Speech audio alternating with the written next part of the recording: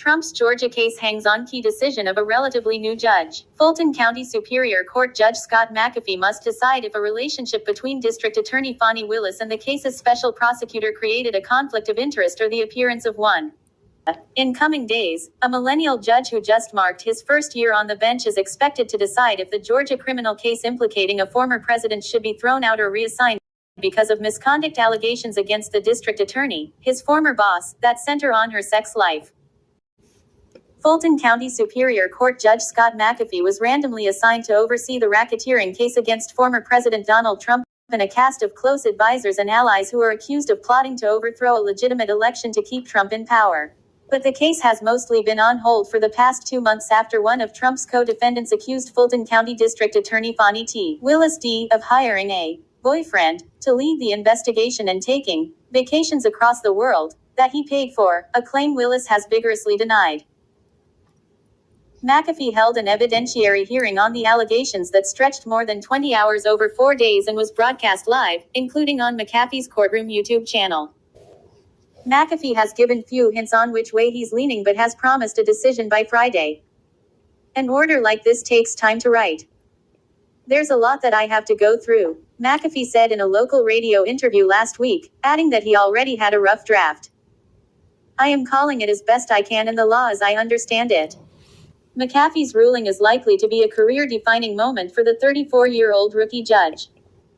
His decision, whatever it is, will almost certainly be questioned by pundits and legal analysts because of its implications for Trump's 2024 bid for the White House. And it is sure to draw political attacks, and probably harassment and threats, in an already contentious election year in which Willis and Trump will each be on the ballot. McAfee has already faced threats, including a swatting incident at his Atlanta area home in January, just days after the initial motion to remove Willis was filed.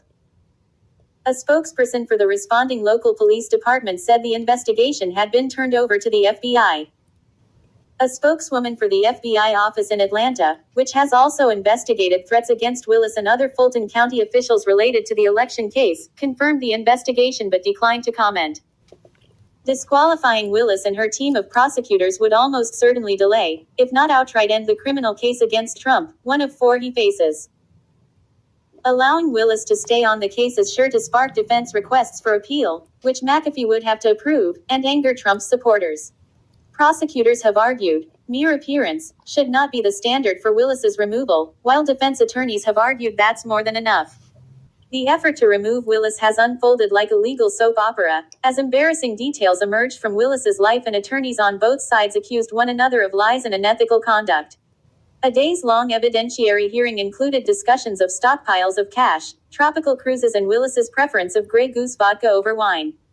As you come on to the page, kindly hit the like bell and subscribe to the channel if you have not done so as yet. Thank you.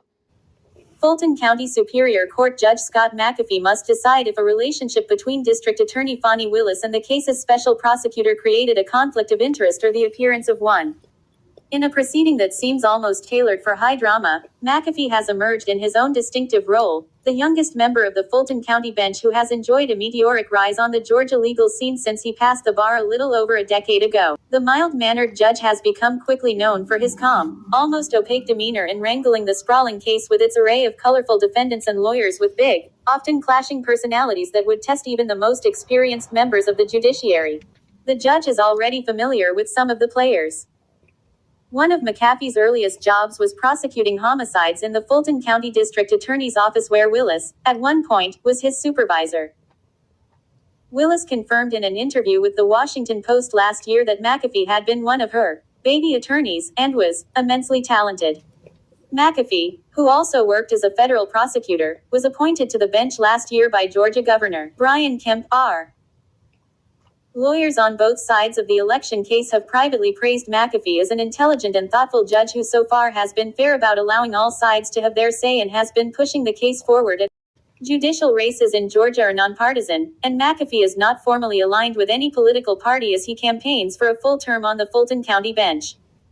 But as a college student, McAfee led a college Republicans chapter, and he was later involved in conservative legal groups including the Federalist Society while attending law school.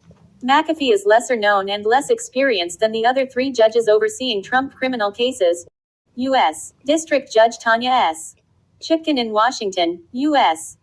District Judge Aileen M. Cannon in Florida and New York Supreme Court Justice Juan Merchan. But his courtroom is the only one with a video feed, and it is expected that Trump's trial in Georgia, if it proceeds, would be the only televised one. That could turn McAfee into a nationally known figure, but it also puts increased pressure on him to keep his courtroom from turning into a reality television show. McAfee nodded to that pressure to The New Yorker last September, one of few media interviews he's granted since being named to oversee the case. McAfee declined to comment for this article. He said he had no aspiration to become the next Judge Ito, a reference to former Los Angeles County Superior Court Judge Lance Ito, who presided over the O.J. Simpson murder trial in 1995, a televised legal spectacle that drew tens of millions of viewers. McAfee also said he didn't want to be Judge Judy, the infamous legal arbiter of syndicated daytime television. But McAfee's commitment to broadcast hearings in the election case, a standard policy in Fulton County, where many court proceedings are streamed on YouTube, could render his desire to avoid being a TV judge unavoidable. Already more than 17,000 people follow his YouTube stream, even as he has otherwise maintained a low public profile online and in the community. But that could change as McAfee campaigns to keep his position. While Trump has viciously attacked the other judges overseeing his criminal cases, he has said little about McAfee, recently calling him an honorable judge. Unlike other co-defendants in the case, Trump opted not to try to move his case from state to federal court. His attorney, Steve Sato, said his client believed McAfee would be fair to him. Several friends, former colleagues and others who know McAfee declined to be quoted by name.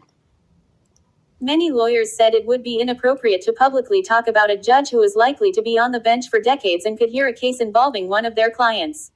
But they described a smart legal mind deeply knowledgeable about criminal law with a reputation for being hardworking, professional and extremely patient, a key attribute for any judge, they argue, much less someone overseeing a case as sprawling as the one involving Trump.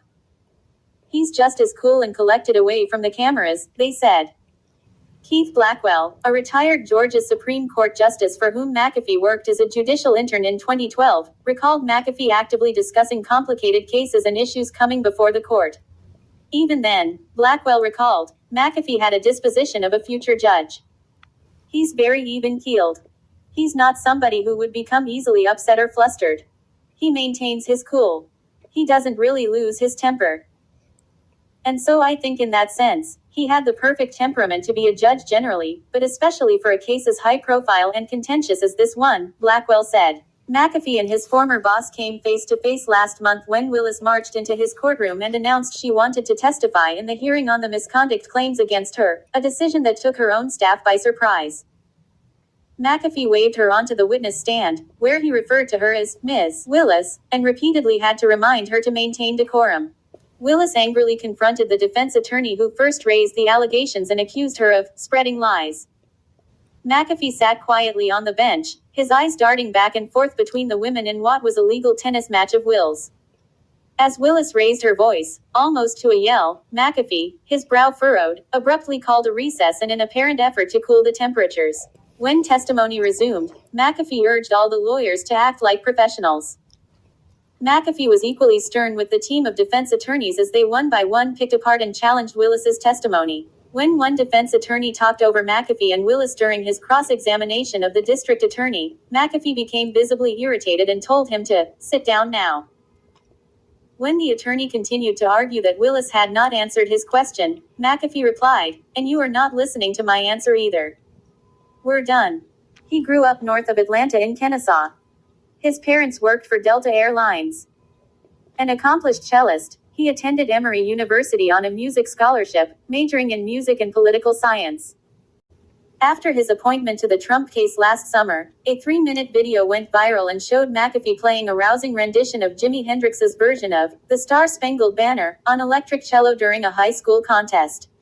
McAfee told The New Yorker that he made extra money during college playing weddings and briefly served as a studio session cellist during the recording of a Janelle Monáe record, though his part was cut.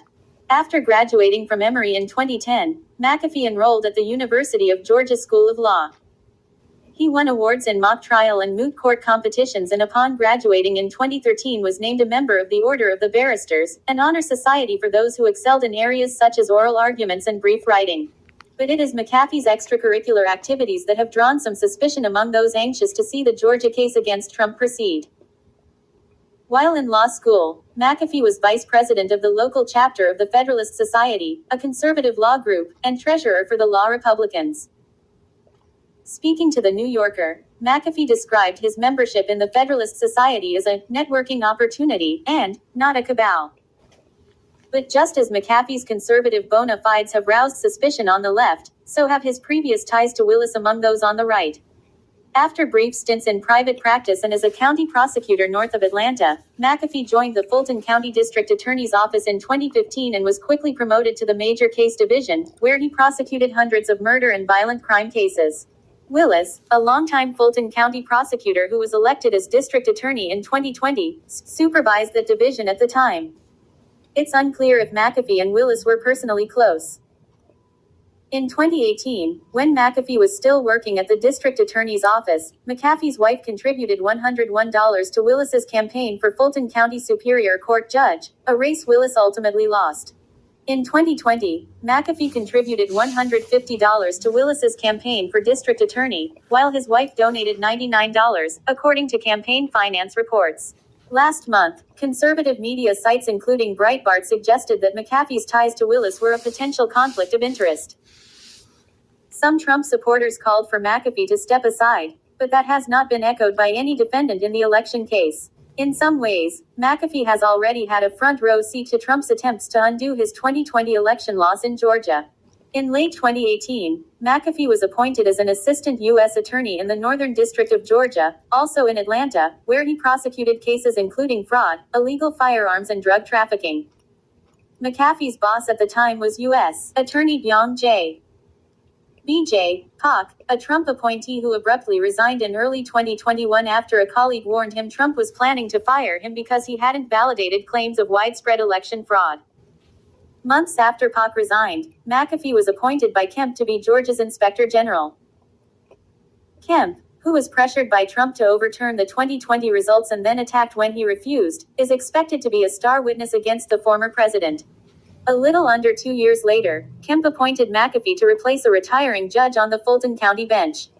6 months later, McAfee was assigned to the Trump case.